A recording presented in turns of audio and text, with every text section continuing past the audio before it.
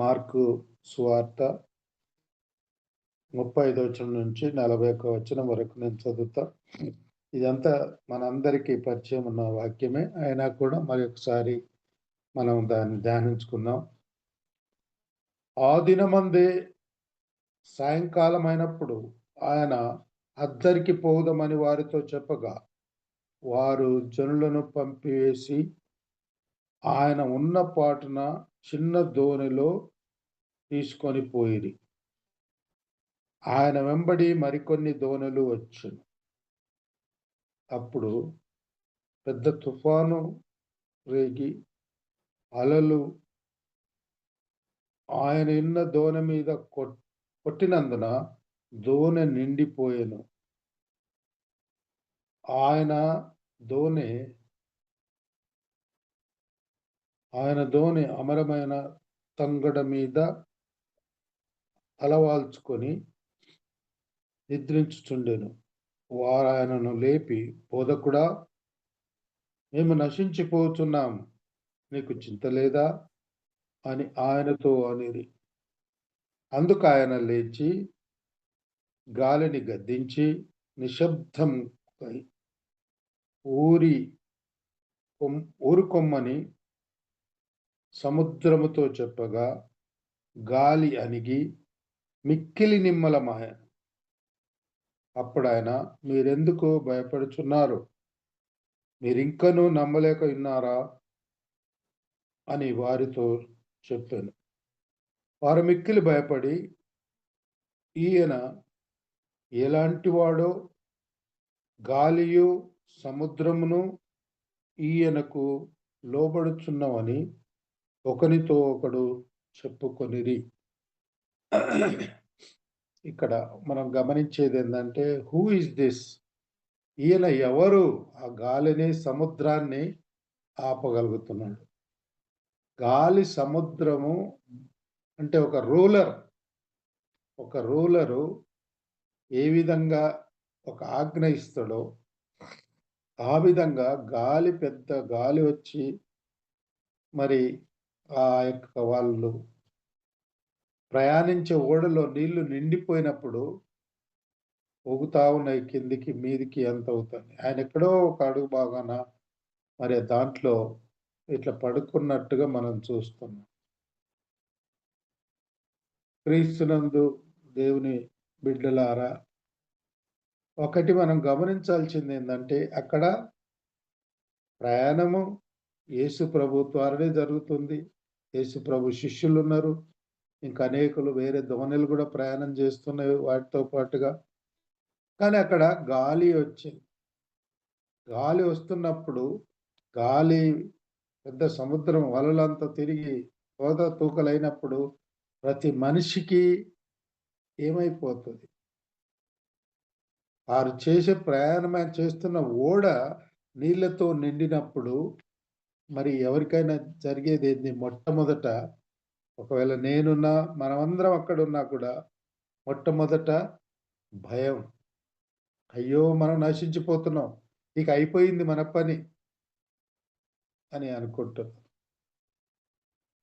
భయం, fear of death, నశించిపోతామేమో, ఇక అయిపోయిందేమో అని అనుకుంటాం. కానీ ఒకటి మాత్రం వాళ్ళ జ్ఞాపకం ఉన్నది, ప్రభు వారితో ఉన్నాడు కాబట్టి ఆయనకు చెప్పుదాం అని చెప్పి ఆయన నిద్ర వాలి పడుకుంటున్నప్పుడు, నిద్రపోతున్నప్పుడు ఆయనకు చెప్పింది, అయ్యా బోధకుడా, మేము నశించిపోతున్నాం. అక్కడ వాళ్ళు వాడిన మాట ఏంటంటే, మేము నశించిపోతున్నాం, వీఆర్ గోయింగ్ టు పెరిష్. ఏంటి అన్నప్పుడు ఆయన వాళ్ళు కూడా వాళ్ళు అడిగిన మాట ఏంటంటే, నీకు చింత లేదా, మేము నశించిపోతున్నాం అని ఆయనతో అనిరి. అందుకు ఆయన లేచి గాలిని గద్దించి నిశ్శబ్దం కమ్మని గాలిని గద్దించిండు. మిక్కిలి ఊరుకోమని చెప్పి సముద్రంతో చెప్పగా సముద్రం నిమ్మలమాయన. సముద్రం నిమ్మలమైన తర్వాత గాలి, ఆ అలలు ఆగిపోయినాయి. మనం చూస్తున్నది ఏంటంటే మనం ఈ లోకంలో ఉన్న మన ప్రయాణంలో కూడా అనేక సార్లు అవకతవకలు అవుతున్నాయి. మనం ఎన్నో భయం మనం చేసే ప్రయాణంలో ఎన్నో ఆటంకాలు జరుగుతూనే ఉన్నాయి. అది అక్కడే కాదు. గలిలయ సముద్రం వరకే ఆగిపోలేదు. ప్రభువుని అంగీకరించిన వారికి ప్రతి ఒక్కరికి ఇలాంటివి జరుగుతూనే ఉన్నాయి. అప్పుడు ఏం జ్ఞాపకం చేసుకోవాలి అనంటే, మన ప్రభువు మనతో ఉన్నాడు. ఇప్పుడు వాళ్ళేం జేయలేకపోయిండ్రు. ఎంత స్కిల్డ్ బోట్‌మెన్ అయినా గూడా, మంచి నావికులయినా గూడా వాళ్ళేమి చేయలేకపోయిండ్రు. కానీ వాళ్ళకు జ్ఞాపకం వచ్చిందేందంటే వెంటనే మనతో ప్రభు ఉన్నాడు గాబట్టి ఆయనకు చెప్పాలి. అప్పుడు మనం గమనించాల్సిందేందంటే, సామెతల గ్రంథంలో ఆయన కునుకడు, నిద్రపోని దేవుడు. కానీ ఇక్కడ మనం గమనించిందేందంటే, ఎందుకు యేసు ప్రభువు నిద్రిస్తున్నాడు? ఎందుకు యేసు ప్రభు నిద్రిస్తున్నాడు అని మనం చూస్తున్నప్పుడు, బికాజ్ ఈజ్ ఎ మ్యాన్. ఆయన కూడా మనుషుడే. ఎందుకు ఆయన నిద్రిస్తున్నాడు అనంటే ఆయన కూడా ఒక మనుషుడే, సంపూర్ణ మనుషుడే కాబట్టి, మానవుడే కాబట్టి ఆయన నిద్రిస్తున్నాడు. కానీ ఆయనకు సముద్రాన్ని గద్దించి నిమ్మలించజేసే పవర్ ఉంది. Is a ruler over the winds and waves. ఆయన గాలిని, సముద్రాన్ని గద్దించేంత అధికారం ఆయనకుంది. ఎందుకు అంటే ఆయన దేవుడు. ఇక్కడ మనం గమనించాలి. ఆయన ఎందుకు నిద్రిస్తున్నాడు అనంటే ఆయన ఒక మానవుడు. ఆయన గాలిని, సముద్రాన్ని ఆపే, నిమ్మలం చేసేంత అధికారం ఆయనకుంది అనంటే ఆయన దేవుడు.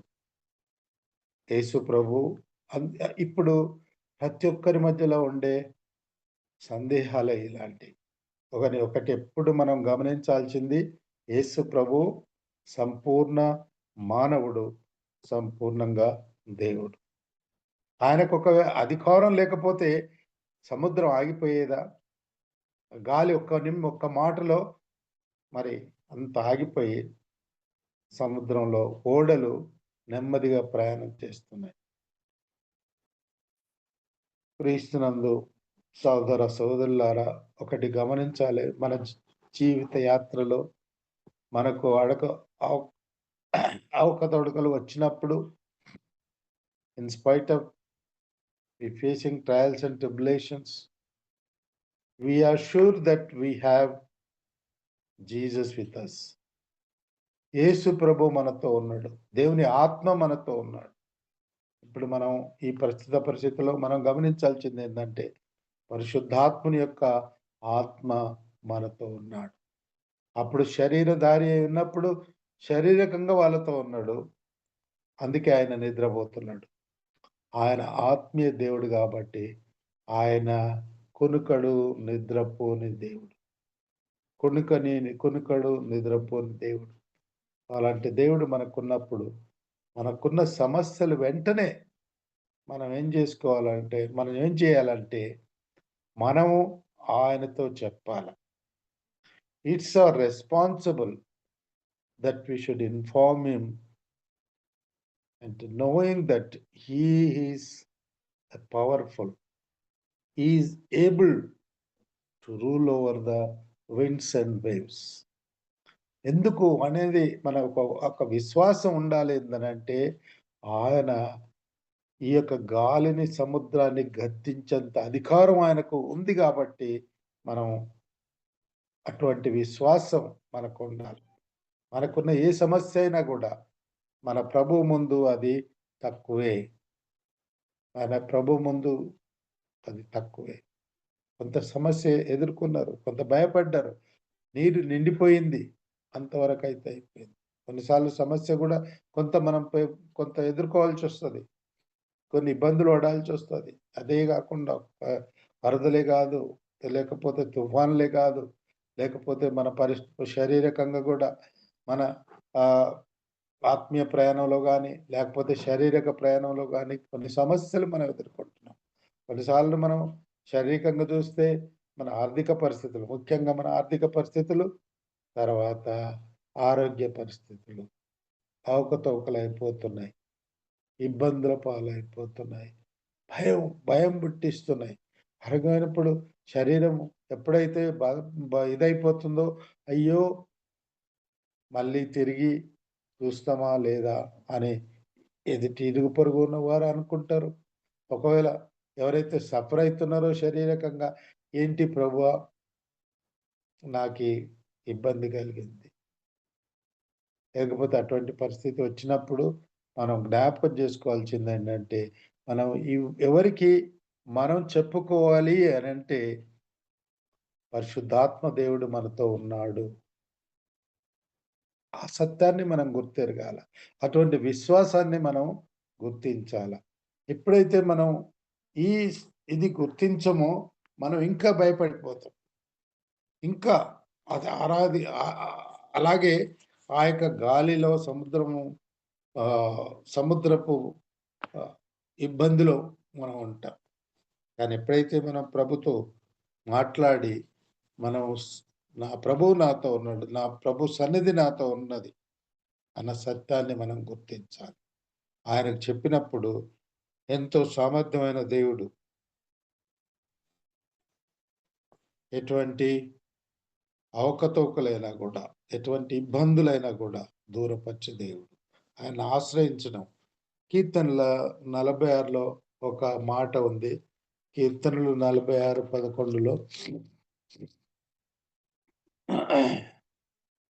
ఒక్క నిమిషం. కీర్తనలు 46:11 ఇక్కడ ఏ మాట ఉందంటే, సైన్యములకు అధిపత్యగు యెహోవా మనకు తోడై ఉన్నాడు.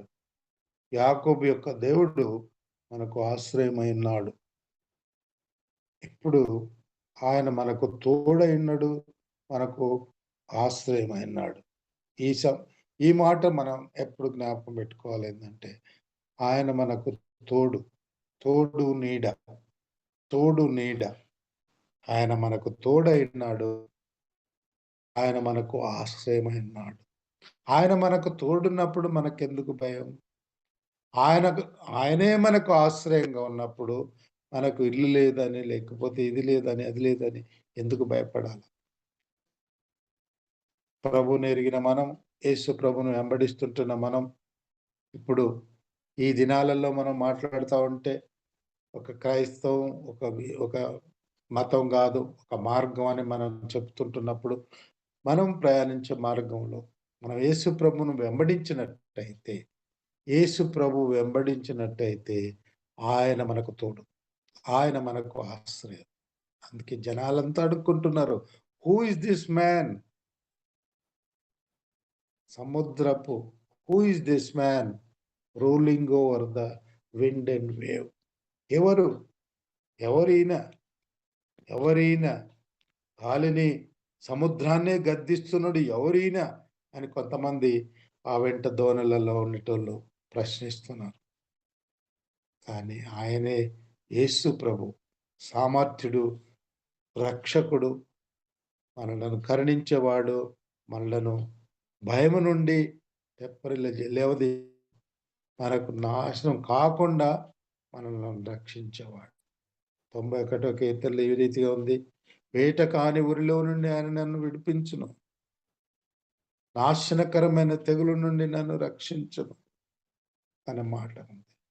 కాబట్టి అటువంటి దేవుడు మనకున్నాడు. ఆయననే ఇంతవరకు వెంబడించినాము.